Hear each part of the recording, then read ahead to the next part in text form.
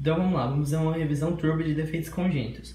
Os defeitos congênitos, eles podem ter origem por 4 motivos, ou motivos genéticos, ou ambientais, multifatoriais ou desconhecidos, sendo que o desconhecido é o mais importante deles, sendo que 50% das deficiências congênitas, dos defeitos congênitos, são causados por motivos desconhecidos, sabe? Não se sabe o que se originou esse defeito congênito. E aí esses defeitos, eles podem ser tanto estruturais, quanto funcionais, quanto fisiológicos, quanto genéticos e quanto comportamentais. Então os defeitos podem ter essas características, sabe? Eles podem ter características de morfológicas mesmo, estruturais, funcionais, eles podem acometer esse tipo de coisa. Uma coisa importante de a gente se lembrar é que você nasce com ele, defeito congênito é o que você nasce com, mas pode ser que não se manifeste na hora que você nasce, porque pode ser que você, por exemplo, relacionados à sexualidade, por exemplo, pode ser que eles se desenvolvam somente na puberdade, por exemplo.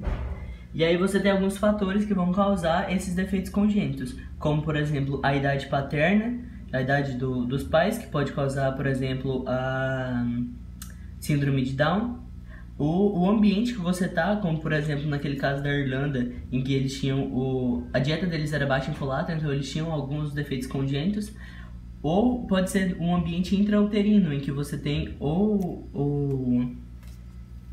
uma baixa quantidade de líquido amniótico ali, ou aquelas pregas amnióticas, aqueles tracinhos amnióticos do ambiente, que esqueci o nome, que eles vão amarrar nas bordas, nos pés, nas mãos da criança, e pode causar também defeitos congênitos.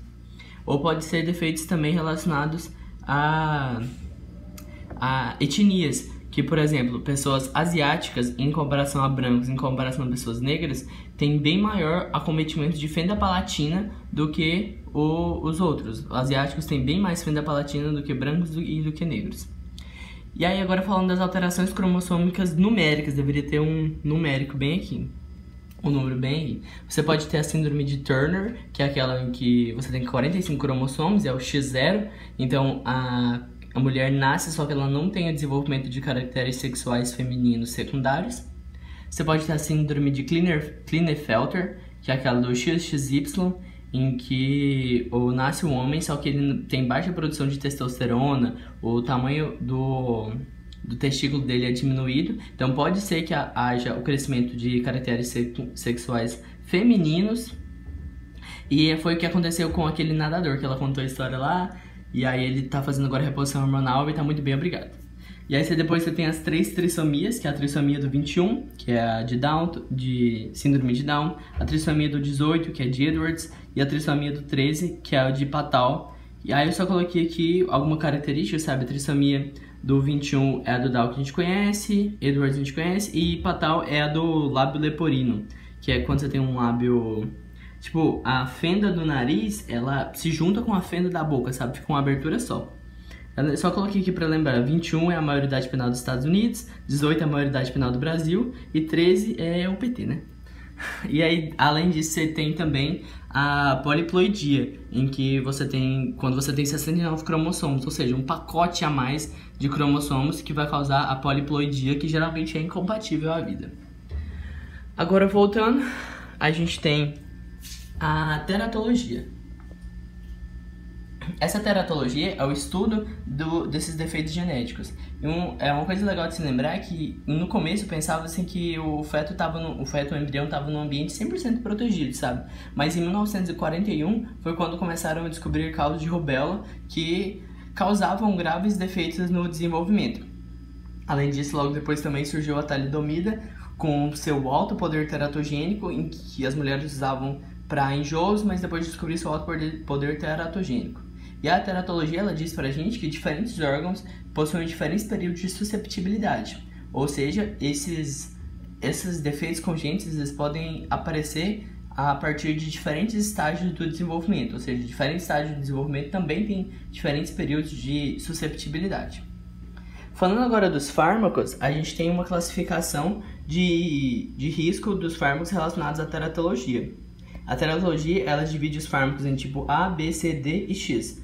O tipo A é aquele que não apresenta riscos. O tipo B é aquele que não apresenta riscos em animais, mas não foi realizado testes em humanos. O tipo C é aquele que apresenta riscos para animais, apresenta teratogenia para animais, mas não foi realizado testes em humanos. O tipo D é aquele que apresenta em animais e apresenta em humanos. E o tipo X é aquele que não deve ser usado de forma alguma porque ele é 100% teratogênico. Outros fatores que também podem ser teratogênicos são os hormônios esteroides sexuais, que é aqueles que causam, por exemplo, essa transição, sabe? O sexo masculino ficando feminilizado e o feminino ficando masculinizado. Outros, aí depois disso você tem os 4 antis: o antibacteriano, o anticoagulante, o antineoplásico e o anticonvulsivante. Os antibacterianos, eles, como por exemplo as tetraciclinas, elas têm a capacidade de atravessar a barreira placentária e se acumular em dentes e ossos. Os anticoagulantes também têm a capacidade de atravessar a barreira placentária, menos a heparina. Estava escrito heparina aqui e eu apaguei sem querer. Os anticonvulsivantes também têm características teratogênicas, só que menos o fenobarbital, ou seja, o gardenal é o único que pode ser usado. E os antineoplásicos, por inibirem células de divisão rápida, eles também são considerados teratogênicos. Além disso, você tem outros fatores, como o tabaco, o álcool e drogas ilícitas. O tabaco, ele vai acometer principalmente problemas neuronais. Um exemplo disso é que a nicotina faz vasoconstrição uterina. O álcool, você pode ter ele causando a síndrome alcoólica fetal, que é quando você tem álcool consumido em altas quantidades. E se você tiver álcool consumido em quantidades moderadas, você tem prejuízo intelectual somente. E aí qualquer um desses, de uma forma geral, os acometimentos alcoólicos são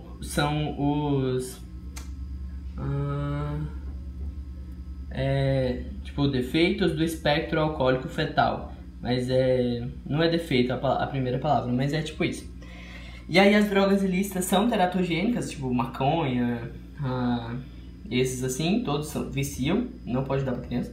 E o café ele não é considerado teratogênico, mas a alta quantidade de café pode aumentar os riscos de aborto. Os agentes físicos, como a radiação e a temperatura, também podem ser teratogênicos.